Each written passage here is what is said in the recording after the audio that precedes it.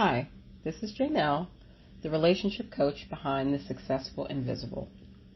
And here's another addition to the Unlearning series that I thought would be very thought-provoking for many individuals who potentially fall into this. Trigger warning, this is more geared toward men based upon a particular circumstance than women, but it can apply to women as well. So definitely listen to this all the way through. We as individuals need to stop centering ourselves in other people's narratives. The inspiration for this happened, within the past few months, where a personality who is, I wouldn't call her a social media personality, but she's been on a reality show, but that's not the height of all of her accomplishments.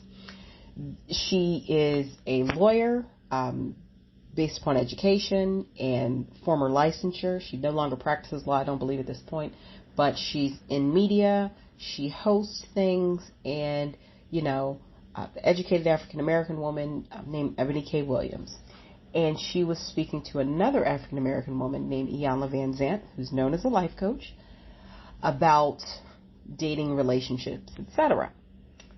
So Iyanla Vanzant asked the question to Ebony K. Williams, would she date a bus driver? And Ebony K. Williams responded, she would not unless he owned the company. That made perfect sense to me. I understood what she meant.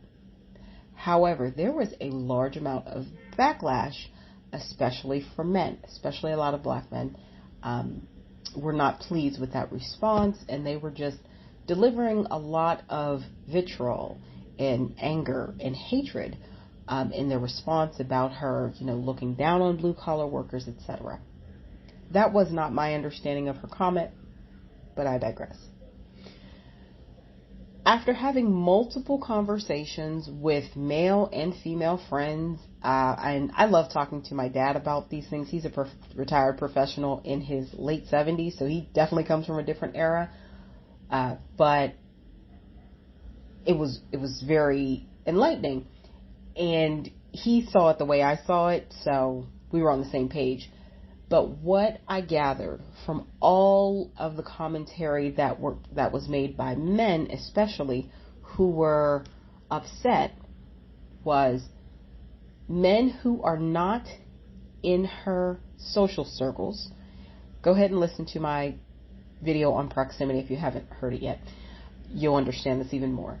Men who are not in proximity to her and likely will never be in proximity to her. This woman earns over $3 million a year. She's highly educated. She, flies around the world. All the things.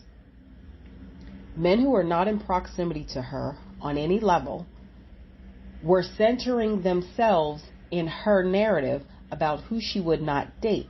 Now, I understand it from the perspective, especially as a coach, I work with my clients on this. You want to find a partner where you're going to have a mutually beneficial relationship.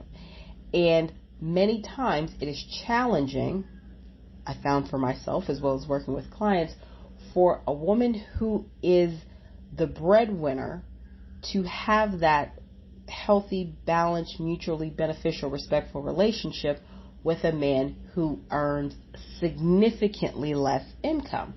And I must say that many of the men who were appalled, affronted, and very angry with what Ebony K. Williams said fit that demographic. Okay?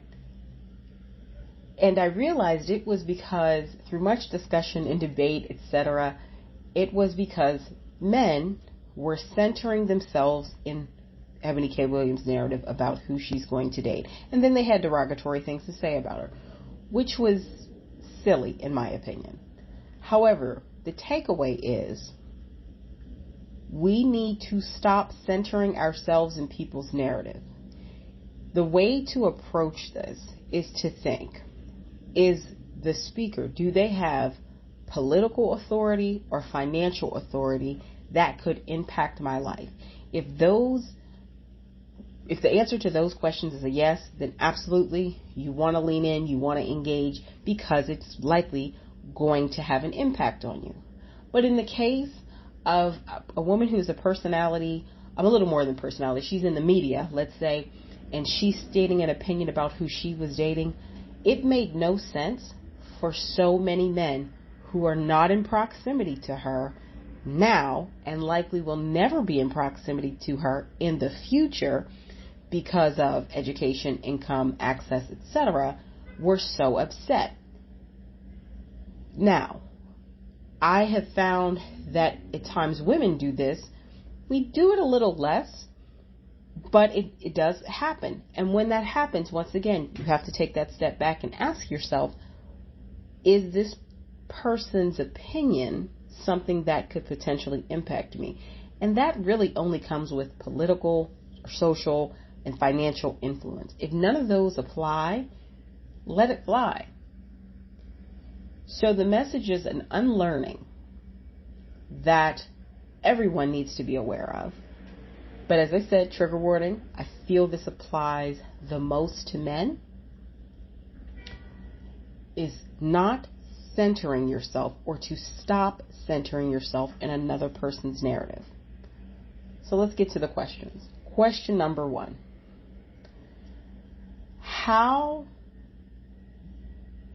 do I process the feelings that come about when I hear an opinion on social media that's contrary to my own? Question 2.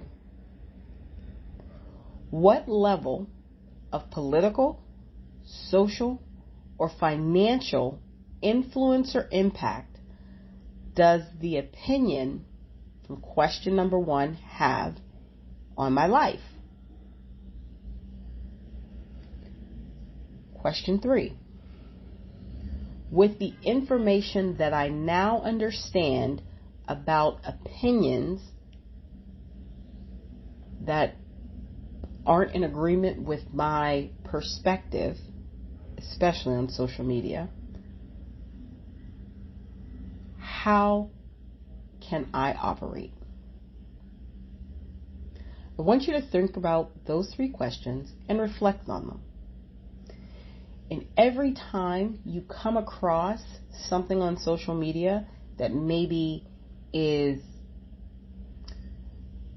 very controversial or meant to flare up a lot of emotion, especially when you're talking about in relation to relationships and dating, things from the red pill or pink pill community.